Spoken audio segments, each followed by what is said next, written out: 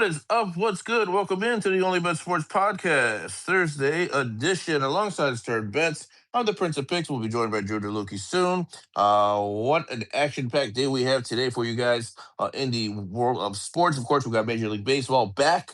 I believe it's coming back today. We've got the WNBA. We've got MLS. MLS is back. Can't wait for that. One of our favorite leagues to bet on. And we'll see how things go tonight. Had a great day yesterday for myself in terms of recapping our plays. We hit on our WNBA parlay. We had both games over 165.5. That was relatively sweat free, so nice little cash out there. We also hit on Argentina, England, both teams to score. So another cash ticket for us. And we'll definitely take it. I'd have to check my other plays. I'll give a recap here once I pass it over to Moshe and then confirm how else we did. But Moshe, good morning. How did we do yesterday? What's going on, man? We are good. We have baseball back today. Yesterday's World Cup match was absolutely phenomenal. Cannot believe that Argentina had another come from behind victory. Not tie it at the end of 90 and then go into extra time to win it. Just straight up win it for a second game in a row. Well done. Looking at Scotty Scheffler was really my only picks yesterday. He's sitting 2 under par, tied for 10th right now, so looking good for the weekend so far. Yeah, no complaints. Looking forward to getting back into baseball, man. Yeah, for sure. And I've got some strong thoughts about yesterday's game, and I'll go ahead and get into it real quick. It's not going to be long, but basically, I thought England's manager absolutely blew it. And that's what the sentiment is. If you listen to English fans, I've been listening to a lot of English radio over in Britain to see how kind of what the reaction is. And I can 100% agree with what everybody's saying. The coach set them up to fail. After England scored their goal, for whatever reason, he decided to play with a back five, which is basically a 5-4-1. There's 5 defenders. He took out his forwards and put it all defenders to try to preserve the lead. The problem is when you're playing against a team like Argentina, you cannot sit back and try to absorb pressure for 30 minutes. I mean, he did it way too soon. He started subbing out all of his forwards and putting in defenders for around the 65th, 70th minute. And you are just asking for trouble when you're going to do that. You're going to sit back against a team like Argentina. You can do it against Mexico. You can do it against other teams, but not against Argentina. And Argentina, the momentum completely switched as soon as he did that. You saw Argentina was just coming wave after wave after wave. Prior to that, it was a pretty even game. If anything, I would say maybe England had the upper hand at the beginning of the second half, which is why they got that goal. And look, if you're a team like Argentina, what you want the most is exactly what England did, right? When you're chasing a goal, you're down 1-0. The best way to get that goal back is to have the other team just sit back. And that way you're creating chance after chance after chance, and you have the quality. Eventually you're going to finish those chances. And that's exactly what they did. So I think the coach of England absolutely bottled it. I think he is the one to blame. And I hate saying that. I usually don't like to blame one person for a loss, but he absolutely blew it. He completely destroyed the England's chances with his formation changes and his tactical adjustments towards the end of the game. I thought it was absolutely the wrong thing to do, and they got punished for it. So I feel bad for English fans. I feel bad for anyone who supports the team. That was a tough way to go out because you would have rather gone out on your shield playing the way you had been playing, which was being successful. And instead your coach decides to completely change your tactics. Almost playing scared in a sense. And I've said it before. This is the World Cup of opportunity where teams that are brave are getting the results, and teams that are playing scared are going home. And once again, that seemed to be the case here. So shout out to Argentina. Take nothing away from them. They did what they had to do. They absolutely pummeled England in the second half towards the last 20 minutes. They were creating chance after chance after chance because England was just sitting back. So Argentina took advantage of that. They showed their skill, they showed their quality. And what can you say about Messi? He always seems to have an impact on these games, late in games, and their determination, their grit. These are like the World Cup zombies, is what I call Argentina, because just when you think they're dead, they always find a way to come back. So shout out to Argentina, and I'm excited to see what this final has in store for us. We'll cover that more tomorrow. Yeah, 100%. And they joined the ranks of Japan and multiple other teams that got an early goal and then just played defense, like you said, and then just lost the game from there. Yeah, Shame. it's a recipe for losing. Yeah, I mean, it's over and over and over. We've seen it. Yeah, it's really brutal. Not that we're really talking about it, but just a little bit of a look ahead. I took both underdogs in the two final games. So in the runner-up game on Saturday with France, right? Take the underdog. And then Spain versus Argentina, take the underdog. Gotta say, I think the lines are way too wide for what is really should be a close match in either direction. I think I'm with you on that, and I kind of insinuated that in the semifinals as well. Like both of those matchups, like France and Spain, and Argentina and England. I thought the value was on the underdog in both of those games as well.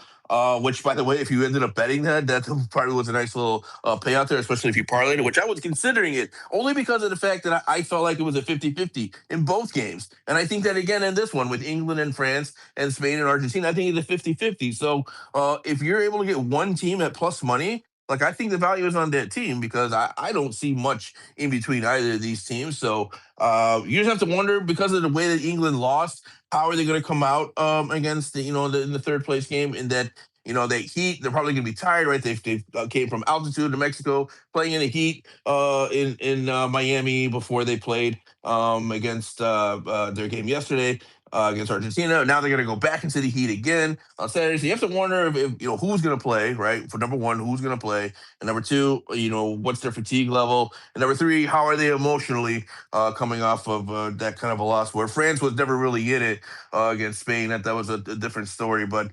In any case, I think I'm with you though. I have to look into it a little bit more, but I think based on how I felt about the semifinals, I feel the same way about this third place and first place match. Not much in between the teams, so the value is more than likely on the dog on both of these. Yeah, by the way, why are they playing a runner-up game to decide who gets third place? Why is that important? And I've never seen that before.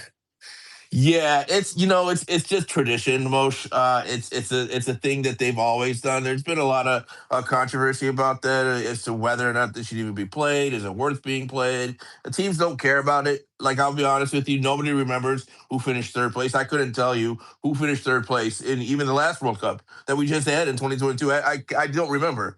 Nobody knows. Nobody talks about it. Nobody ever brings it up. Look, it's a cash grab. Let's be honest, right? It's just a way to make more money. It's a way to sell more tickets, a way to get more TV revenue. That is all that it is. It is just a glorified way to make a little bit extra change at the end of the tournament. Nobody cares about it. A lot of times, you'll see players or teams kind of play their younger guys or their secondary players because their primary players they'd rather get the rest to get ready for their club leagues, right? That are going to be starting up here in a few weeks. Actually, for some of these leagues, it starts in early August. So a lot of these bigger names, you may or may not see them play. Depends. Typically, if you have like a minnow country that's in the third place game, you'll get more intensity, right? Because those guys don't play at higher clubs. But when you have teams like, for example, that we have here with France and England, it's going to be dicey to see who plays because all these guys play at big clubs and big leagues. So typically what you will see is goals. The third place game averages 3.87 goals per match in the World Cup third place matches. So you typically see a shootout because nobody really wants to play defense. Again, there's no incentive to really. You're not preserving anything, so teams will should typically go for it, go gung ho, and just try to play an entertaining match, which is good for the neutrals and good for TV ratings. But yeah, to answer your question, why do they play the third place game? It's a cash grab. Fair enough. I mean, listen, I'm not complaining. Even if they do rotate a little bit, I'm not complaining about a matchup between France and England. Yeah, exactly. 100%. I'll watch. I don't care. Yeah, I'm right there with you. Yep, spot on. Anytime I get a chance to watch that, I am all in. Yeah, let's hear Drew's thoughts on the game yesterday. Welcome in, buddy, and yeah, that was kind of a wild finish again. Any thoughts? Yeah, once again, Argentina just likes to score in the final minutes. I would like to see how many goals they've scored past like the 70 minute mark versus like before the 70 minute mark. Be kind of crazy. But I was thinking the draw was gonna happen. And something I didn't do that I was going to do is hedge both sides around when extra time, not extra time, but like the penalty time hit because both sides were pretty high. But then I was like, oh, Argentina is going to get this in penalty time, aren't they? And they did. I thought it was a very exciting game. In my personal opinion, a lot more evenly matched than we saw in the last one where France kind of came out flat. It was a fun game to watch. I enjoyed it, and pay my respects to Argentina and kind of what Prince was saying with the third place match. How he was saying it reminded me of one of my favorite movies, Talladega Nights. If you aim first, you last. So yeah. 100%, dude. And by the way, to answer your question, how many goals have Argentina scored? After the 76th minute, so 70 from the 76th minute on, they scored 11 goals in this tournament, which is incredible. You're That's talking about insane. how many games is that? What is that? One, two, three, four. What was this the seventh game? I think they played 7 games, right? If I'm not mistaken, they've scored 11 goals after the 76th minute. So yeah, 7-Eleven, my favorite convenience store. hey, there you go. Yeah, that's pretty wild. And also, no pressure, Brad. I know you're listening, but if you want to come on, feel free. I'd love to hear your opinion on the game. But let's get into baseball. We have baseball coming back from the All-Star break here. This is really an exciting time. This is where teams really have to do or die. Either you're putting everything all in before the trade deadline to position yourself for the playoffs, or you're selling and trying to recoup your losses to try to compete in the future. Drew, any picks on today? Yeah, there's only one game today, so which is kind of unfortunate. It's the Mets Phillies. Probably no picks for me as of right now. Fair enough. I'm gonna go through my pick real quick, and then we'll get Brad's opinions. I see that he requested, and I appreciate you, man. You are the man. But yeah, basically, this is really the time of year, like I said, where teams really have to push forward. From my count, I can really only see 5 teams, actually including the Mets, where your hope is pretty much done. Not sure what you're gonna have to do unless you have a super miracle run right now. We do have 93-degree weather here in Philly. It's humid, it's hot. You have 8 miles per hour wind blowing out to the right. But they are starting Christian Scott for the Mets, who has been one of the lone few bright spots for the Mets this season. He has a 2.79 road ERA with pretty decent underlying metrics, 35% hard hit rate, 28% strikeout rate. The one thing to look out for, though, is his walk rate, currently sitting at 11.2%. Not great. Last time the Phillies faced him, they did knock him out before the end of the fifth, before the start of the fifth, sorry, with a couple of runs, and I think it was like 3 or 4 walks. Phillies are firmly in position for the playoffs. They are just going to be setting their sights on the Braves. What are they going to be able to do to be able to knock them out and claim first place here? Aaron Nola is getting the start here. He has struggled overall this season, but he has been better of late. The control is returning, which tells me that his curve is starting to come back into form. 24% strikeout rate to a 7.3% walk rate, which really takes the pressure off the batted ball metrics, which is his primary concern. 10% barrel rate. Still, he is unlikely to go far in this game. I see a very probable scenario where both bullpens are engaged by the 5th or 6th inning. And again, they're fully rested. We're coming back off the All-Star game. I know that the weather is bad, but we're getting a total of 9.5, in some places 10, and I highly recommend trying to get the push insurance of 10 if you can get it -115 or -120. I'm going to be on the Mets Phillies under 9.5 at -104 over on FanDuel. I don't love either pitcher's ground ball rate, but I do expect them to only last about 5 innings, like I said, and then the bullpens take over, which are fresh. So sure, yes, it's humid. Yes, the wind's blowing out to right. But something that we actually saw in the All-Star game and the home run derby, right-handed pull hitters are going to have trouble forcing the ball into the left side of the field because of the wind blowing out to right. So I kind of like a lower scoring game in the first game back. And if you look at historically over the last 10 seasons, the under has hit in 51.4% of those games. Drew, any thoughts before we return to Brad and World Cup? Yeah, definitely. Especially, it's kind of interesting. I think they have that one game today. I think they have it today. I mean, Mets Phillies is always a good rivalry, but because the Phillies were home for that, I was looking at the two pitchers like out props and even strikeout props. Aaron Nola under 15.5.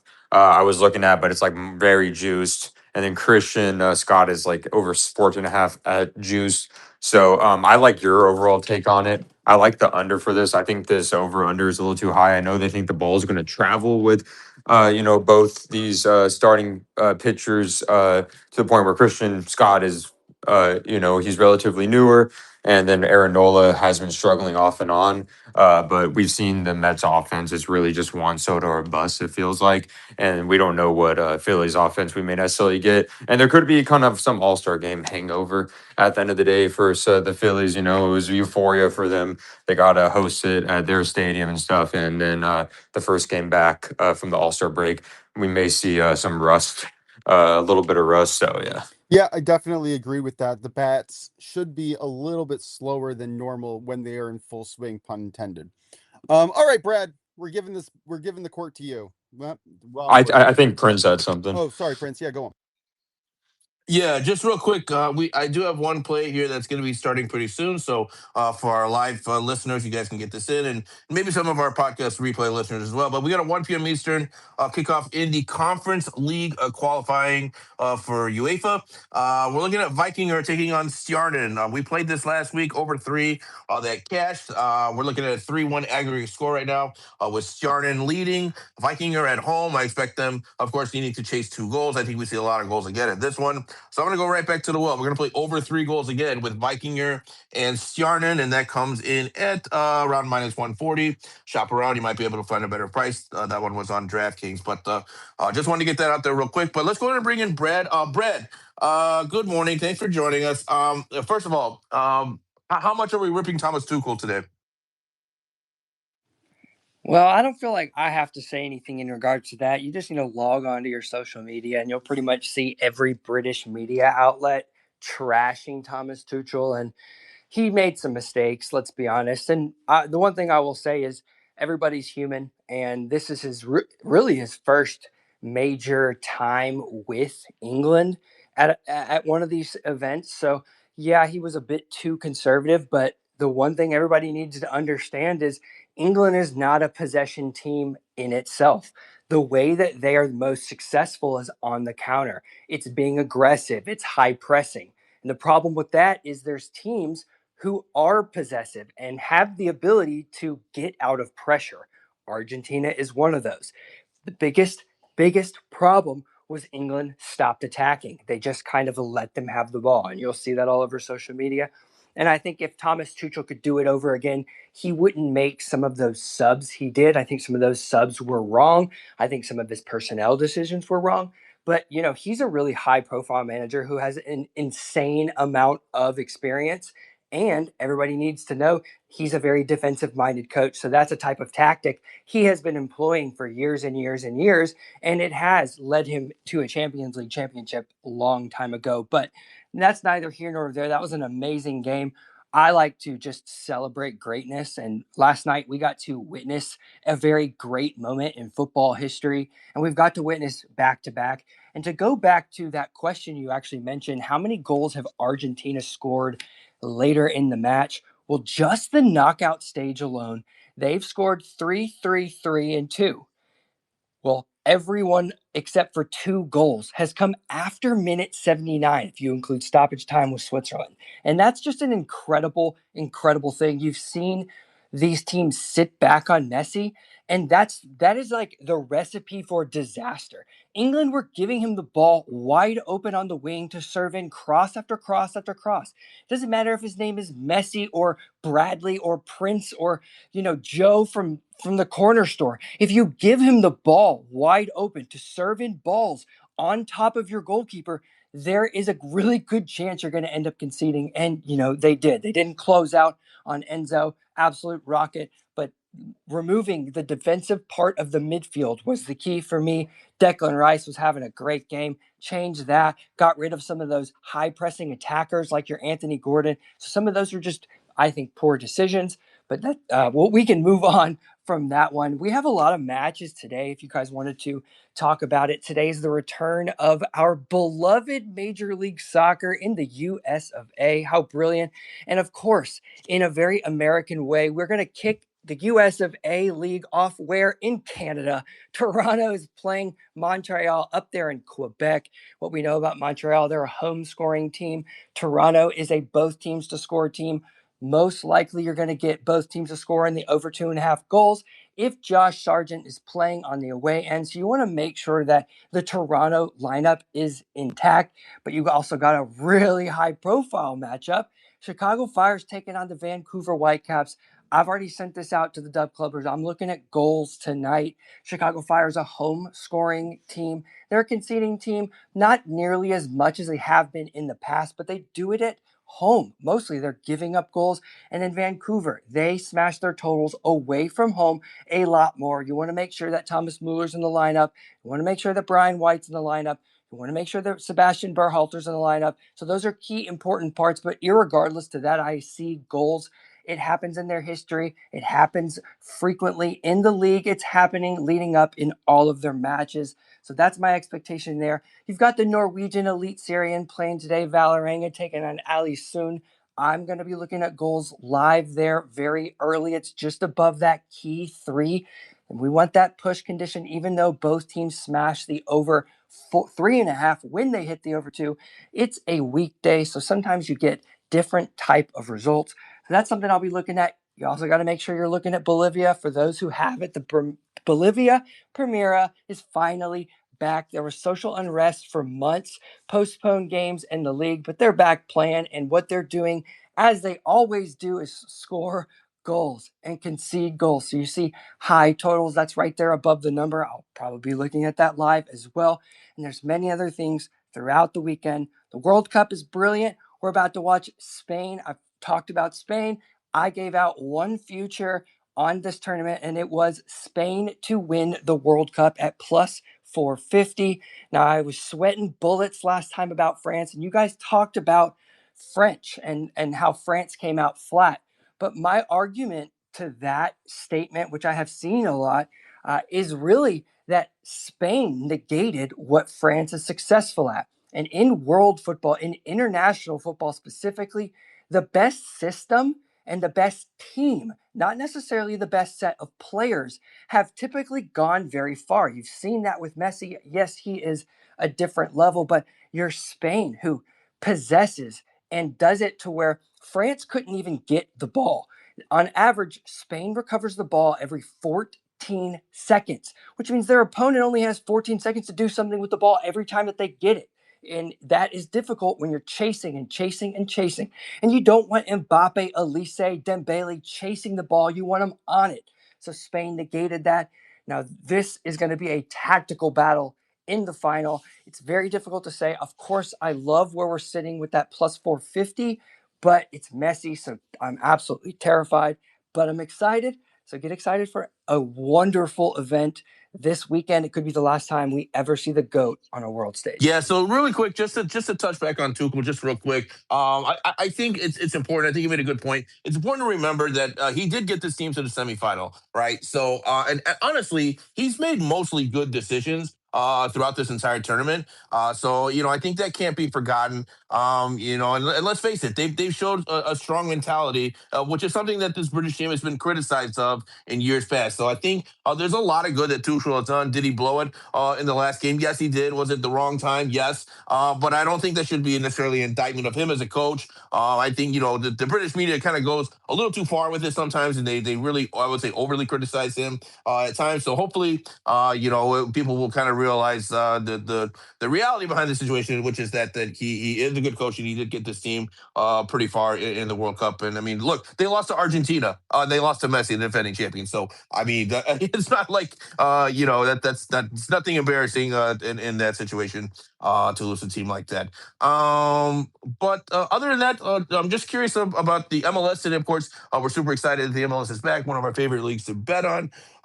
Excuse my voice there. Couple games that I'm looking at here. Actually, I'm looking at all 4 games. Of course, Montreal, Toronto. I like goals in that one, over 3 goals.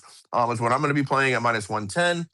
Getting back to the Chicago Vancouver, I'm with you on that. I think we see goals as well. I like both teams to score, and Vancouver on a double chance. Vancouver actually, they're undefeated in 7 of their last 9 at Chicago. But they haven't kept a clean sheet in 8 straight matches. So I do think, to your point, the Fire will get on the board here. But I like Vancouver here to avoid a defeat. Not sure what's going on with Lewandowski. I've heard he might play in the second half, might not. Not really sure. Looks like there's some inconsistencies with that. So we'll see what happens with that. But in any case, here I probably side with Vancouver on the double chance. We see both teams to score. Then I'm curious about your thoughts on the other 2 games, if you have any. Of course, Sporting Kansas City, St. Louis, the new Derby rivalry there down in Missouri. And then the Seattle Sounders hosting the Portland Timbers. For me personally, I like goals in Kansas City and St. Louis. But right now, everything's a little bit too juiced. So that's probably something that I'm going to be looking to bet more live rather than pre-match. But Brad, I don't know if you're still with us because it looks like on my end you switched back to listener. But if you had any thoughts on that, you can request to speak. And I'm curious if you have any thoughts on the other 2 games in MLS tonight. But if you're not with us, Stern, let me just pass it back to you. Actually, I'll just go ahead and give my other 2 plays here real quick, and then I'll pass it to you, Stern, and we'll see if Brad can join us back here and give his additional thoughts. But looking at Sporting Kansas City, St. Louis, like I said, I'm going to live bet that one. I'm looking at goals in this one, so my target is going to be over 2.5, over 3, something along those lines. Both teams to score, but everything's too juiced right now pre-match, so I'll stay away from any pre-match plays. And then for the Seattle game, I'm looking at Seattle Sounders -1, taking on the Portland Timbers. Portland's been pretty bad on the road this season, so I like Seattle at home to win by margin against a poor road team in Portland. That's the way I'm going to be attacking it. Looks like we got Brad back with us. So let me go ahead and accept his request. And then, Brad, yeah, any thoughts on the other 2 games tonight? Kansas City, St. Louis, and Portland, Seattle. Yep. Sorry, I don't know what happened. It looked like on my end I was still okay, but it clearly wasn't working because I was trying to speak. But anyway, that's neither here nor there. What we know about, I believe it's Spell Dogs Sporting Kansas City, It if is. I'm Yeah. correct on that. We know Sporting Kansas City is a conceding team. I think it's 32 of 33 or something crazy. I don't have it right here in front of me. But what I do know is they have 3+ goals conceded away from home in, I think, 6 of 7 or 7. I mean, it's basically almost every single match. So away from home, they concede. And then this matchup specifically at Energizer Park, which is in St. Louis, it's never in 5 attempts hit the under 3.5. So we expect goals in this matchup history. You have goals. Sporting Kansas City actually has scored a lot of goals against St. Louis recently. So if you can get those Sporting Kansas City goals, then you're definitely going to hit the over because you're expecting Sporting Kansas City to concede away from home a lot. And they didn't, I think it was to Austin or something, or very, very recently, who's not a prolific offensive side. So if they can score, and St. Louis has scored at home a consistent amount, I think it's 2+ in about 5 or 6. I don't have the stats right in front of me. They're in my phone. That's what I kind of, I guess, dropped out to try to get. But Vancouver, going back to Chicago Fire, Vancouver, the 11 straight away matches for Vancouver conceding give you hope that the Fire are also going to get on the board. And I kind of hope that Lewandowski doesn't start personally. I would really like him as that super sub. So coming in on those tired legs, getting the ball and just firing, rocketing the ball. We could see goals early. We could see goals late. What I expect is you'll probably see one half take the dominant goal half, first or second. It is the first week back for the MLS, so everybody should be a little concerned on how do those legs fare. Some of those players have been gone and they'll have to reintegrate. Some will be lacking fitness. Some will be out boozing on their time off. Who wouldn't? They're early 20s, mid 20s. You don't get a lot of time off, especially in season. So they're going to soak that up. We'll see what kind of product we get. The one thing that tonight is scary if you're looking at goals is that late night match, Seattle and Portland. It's pretty ugly right now in the matchup history. It has gone to the 2.5 goals 0 times of the last 4. You don't expect a lot of both teams to score. Seattle has been an under team, and Portland is an over team at home. So everything kind of points toward there's a good possibility it does not get to a 2.5 goals. But here we're talking about the MLS. We're talking about the Portland Timbers, who can concede at will. Just Seattle has been very poor offensively lately as well. I don't know what to expect in that, and I'll be watching it very intently. But those first 3 matches, they should be producing goals. Yep, couldn't agree with you more. I think we're in for goals. I think it's going to be a fun return to the MLS tonight, and maybe one as you're talking about Kansas City and St. Louis and how we're expecting Kansas City to score. Maybe one pre-match bet that I might dabble with is Kansas City team total over 1.5. You can get that around like plus 180 or something. Last I checked, I could be off on that, but I know it's plus money, and that's a pretty good value considering how many goals we're expecting to see tonight in that game. So definitely maybe something to if you're looking at something pre-match. I mean, the line right now is set at like 3.5. For me personally, just me personally, I don't like playing anything over 3 pre-match. So that I'm going to be out on the 3.5 until maybe we'll get a live bet and get that price down to a 3 at a more playable price. But any thoughts on that, Brad? Before we close up the MLS, It looks like I lost connection again. I can hear you. We can. Oh, you I can can hear hear you. me? Okay, Yeah. great. Yeah. Yep. It just said I lost connection. I don't even know. I'm standing in the same spot. Yeah, it's this freaking Twitter space. It's not you. Don't worry. We've been having issues all week. How about the last I'll 4 just months? leave you kind of. Sorry. Yeah, thanks. Yeah, sorry, Mark. Yeah, you're right. The last 4 months, I was being generous saying a week. I'll just kind of leave you with my final thoughts here for the World Cup this weekend. One thing that is a narrative I'm watching, actually, so let's go with 2 narratives here. There's the passing of the torch narrative. It is so 15 years ago, Lionel Messi posed with Lamine Yamal as a baby in a poster for an advertisement for some company. Believe it or not, there's a photo out there of a baby Yamal in a bathtub being watered by Messi. You know, Messi is short for Messiah. These are type of those if you really want to go into the conspiracy theories of the World Cup, this could be a passing of the torch moment where they want to anoint the future and somebody that they can really rely on to say, you know, the next Messi, the next Messi, the next Messi. That could be one there. But also, late in the game, Messi has seen his future, right? Late in the game, he's been down. He has, which game was it? Egypt, not the Egypt. Yeah, the Egypt game where it was looking grim and they scored 2 real quick. There was a moment he looked up to the sky, and it was the first time he really thought, holy crap, this could be over for me. And since that moment, later in the game, you've just seen a different product, a different being. He's not even human. If you give him the ball, he is not of this earth in this sport. So it is going to be very terrifying as a Spain backer. Better, yes, at a great number, but as trying to get that number over the line, you've got Messi, who is the ultimate gotcha, the ultimate trump card on the other side of the field. So late in the match, if it's close or looking something, maybe look at Argentina to score. Yep. Yeah. How can you not? Right. I mean, they clearly scored so many late goals in this tournament as it is. So definitely late goals for Argentina is a theme and something to keep an eye on. And by the way, guys, that picture that he's talking about, it is an absolutely stunning, astonishing picture. It's the whole story behind it is remarkable. I mean, you want to talk about divine intervention. I've never seen anything like it. We'll be sure to post it here on our profile page for those of you guys who don't know. Follow us at OnlyBets Podcast over on X. We'll have that picture retweeted there. It's really amazing. It's literally him as an infant baby in a bathtub, like he said, and Messi's just like holding him. I've never seen anything like it. It's a cool story. His family, Lamine Yamal's family, they won a random raffle in the neighborhood. They gave a raffle to see. They picked out one baby basically to pose with Messi.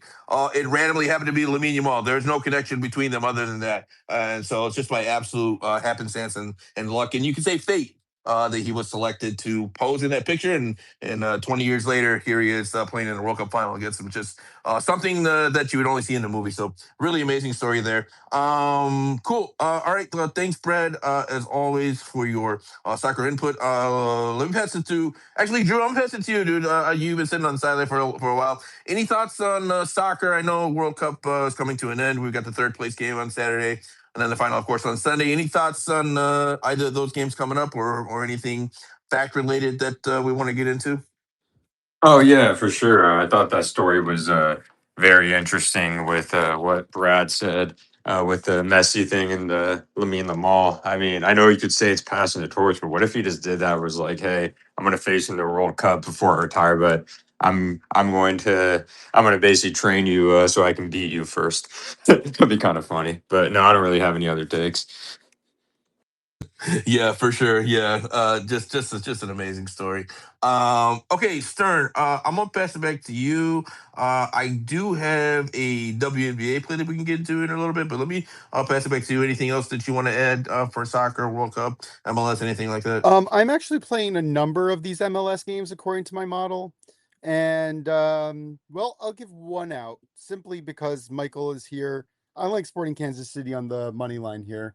You can get this at plus 600, and the variance in the game first stay back is just way too high for me to ignore that value.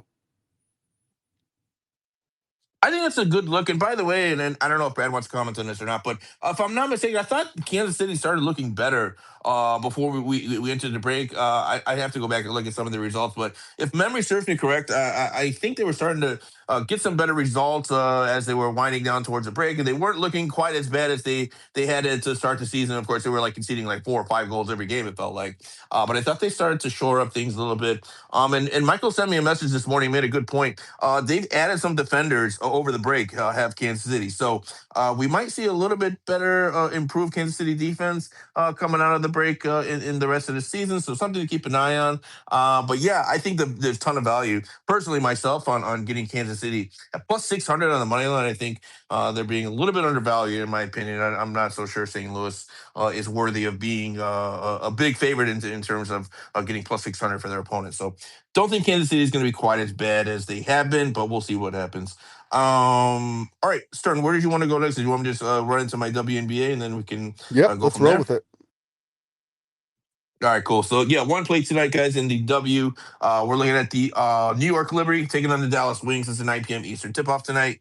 I'm going to keep this one simple. We're just going to take the Dallas Wings on the money line, minus 125 for this one. The Liberty have been very inconsistent this season. They've had injuries throughout the season, players in and out. And I like the Wings at home. Wings have been pretty good at home this season. They've been almost a machine, you could say. And I think the Wings have enough to get it done. I'm just going to take them. The spread is around 1.5, 2.5 right now.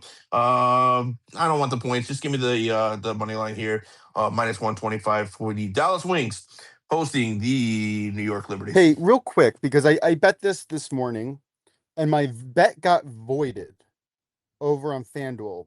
I used a profit boost and it got voided. Is there any, I guess after the show, could we just check to see if there's any reason or any news that may have happened to void that bet?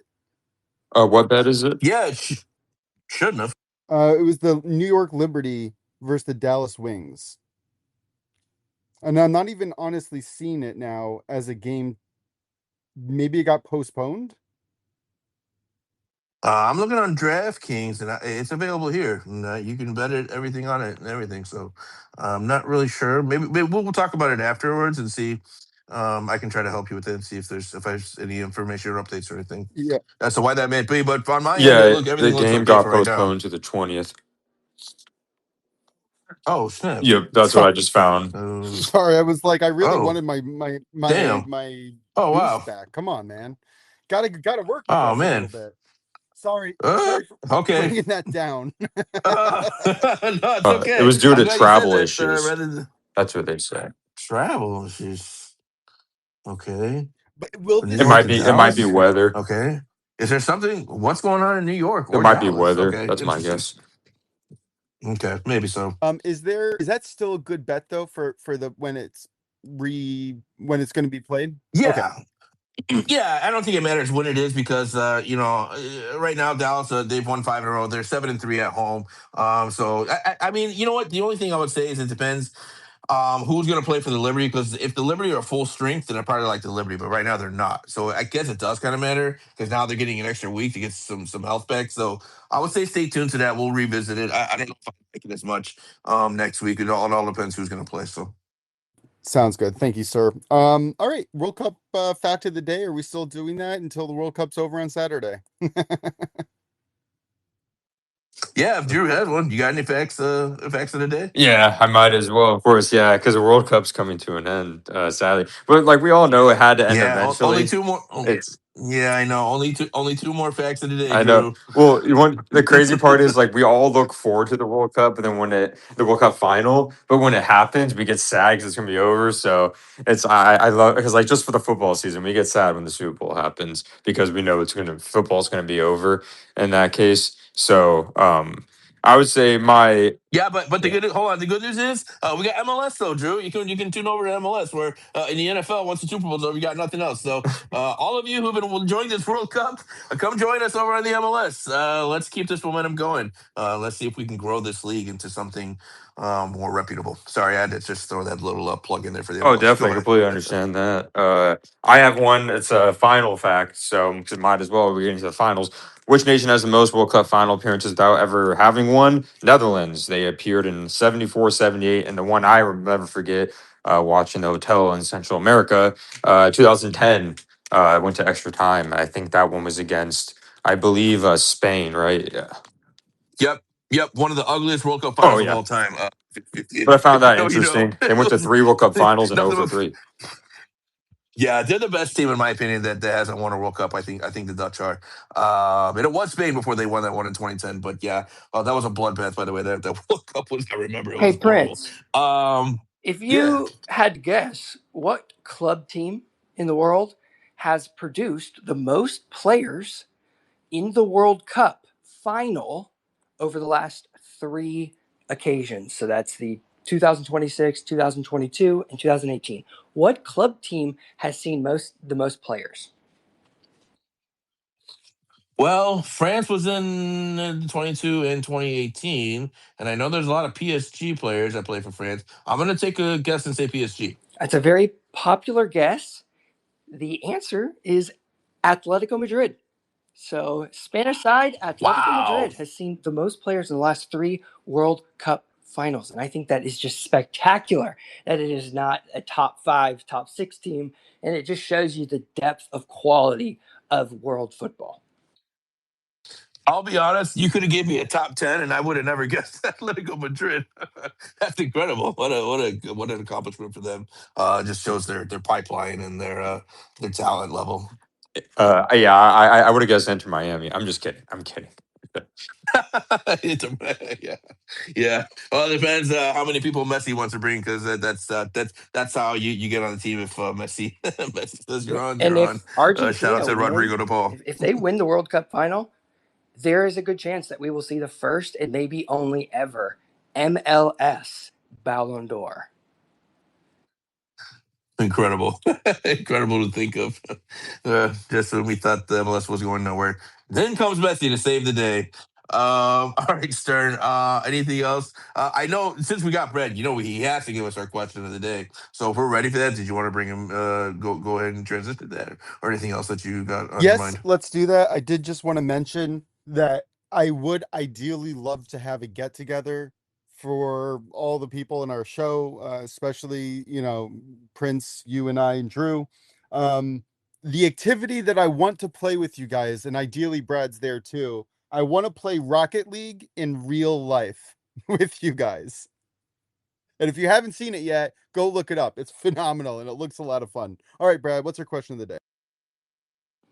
I want to know, what is your favorite kind of ice? Are you a thin, small type of guy? Do you like big chunks? Do you want like an ice ball? What is your favorite type of ice? Because that can tell a lot about somebody. Can it? That's a Okay, great I didn't know question. that. I am trying That is my a great hardest to question. not say it depends.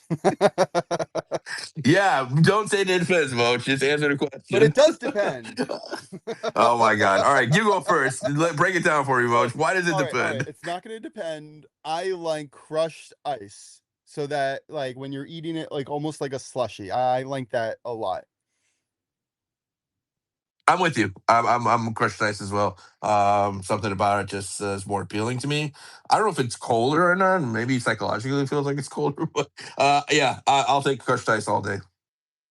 Give me the ice ball, baby. The ice ball is amazing. It melts the slowest, has the perfect consistency. The ice ball so underrated, but it's hard to find. But so it kind of leads into I like the thicker, larger ice. I don't like to eat the ice. Okay, yeah, Got it. I would say the exact So opposite. you like thick cubes. Got it. All right. Drew, what is your favorite I'm ice? gonna say this. I call it Chick-fil-A ice because it's not crushed ice. I swear they make their own ice in a lab. It's like the perfect ice to where it makes the drink so crispy. It tastes honestly, their drinks just taste different than other fast food drinks in general, drinks I drink. Overall, they kind of like a mix between crushed ice and like circle ice bread. That's what I noticed. Like you said, the what were you saying? Like is like the ball ice, right? They kind of make it in between those where it's like perfect. Yeah. Yeah, the best would be like if you think of an old fashioned, if you go to a bar, they're gonna serve it with one of those balls. Those are Yes. difficult to come across, but those are the best. Okay, now my question to you, Brad. What does this say about someone? You said this tells a lot about a person. What does it say? Well, if you like to chew and all the ice, maybe you are a little anxious, or maybe you have all the time. Who don't? Maybe I'm not sure. I just know the crushed ice. You like to chew it. That would probably be a sign of just not even necessarily stress, but being a little more high strung. I like to do that, so I'm kind of surprised that I don't. I just think that those different choices of ice just tell a lot about somebody. And it's not even like able to really have words, but it makes me understand you more. Okay, That makes sense with my wife fascinating. more. Luckily she doesn't listen to this podcast, so I can say that.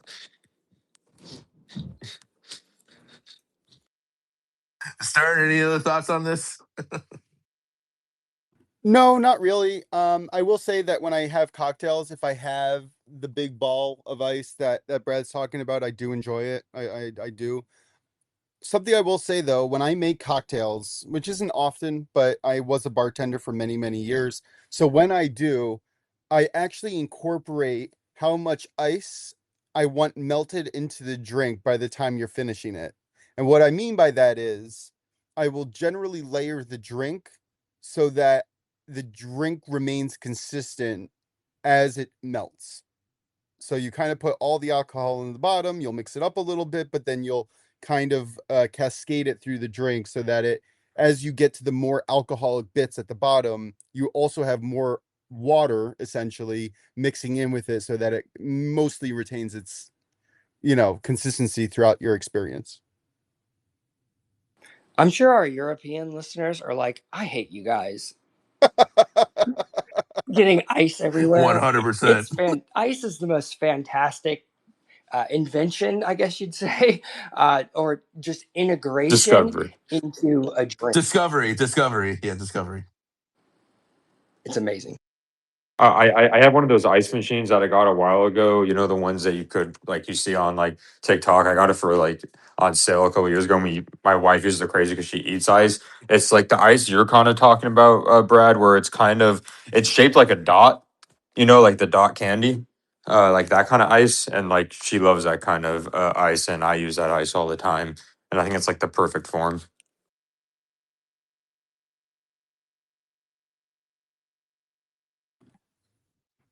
All right. Anything else, Stern? I'm Yeah, passing it let's over get to to our you. recap and we'll get on out of here. Drew, why don't you lead us off? Yeah, I actually have no best bets of the day, but I'll definitely have some tomorrow. All right, Brad, any best bets that we want on our recap screen? I know you mentioned the Toronto game over 2.5, over 3, sorry. Is there any official bet that you want to leave us with? It's the Couve Fire over 3 -133. That's probably my favorite play of the day. I also dropped into this Estonia Esiliga match, and those who are unfamiliar, it's the second division of Estonia. And that league is producing the over 2.5, somewhere around 84-85% over the last 40 to 45 matches. So it's a regular producing league, second division. So you get a lot of back and forth and some poor goalkeeping. Yeah, love the S Liga. Okay, and just real quick, the Chicago-Vancouver game over 3 minus 134. Minus 133, but yeah, same thing. Okay, yep, sounds good. I'll add it to our recap screen, and I'm going to run to bet it now. I am on the Mets Phillies under 9.5 minus 104 over on FanDuel. Brits, close us out. Yep. So for me, guys, looking at WNBA, we're gonna take the Dallas Wings on a money line at minus 125. We are also going to take Montreal, Toronto in the MLS over 3 goals at minus 110. Staying in the MLS, we're gonna look at Chicago, Vancouver, both teams to score in Vancouver on a double chance at minus 115. For Seattle, we're taking Seattle Sounders -1 against Portland at minus 135. Then the Conference League qualifiers, we're looking at Vikingers, Stjarnan over 3 goals at minus 140. That's going to do it for us today, guys. This has been the Only Bet Sport Podcast, Thursday edition. Alongside Stern Drew looking on the Prince of Picks. Big shout out to Brad for his great contributions and thoughts and analysis on the soccer world. We'll be back again tomorrow live at 11:30 a.m. Eastern on Only Bets Podcast on Twitter X. Have a great afternoon. Let's catch up these tickets, and we will talk to you all soon. Thanks.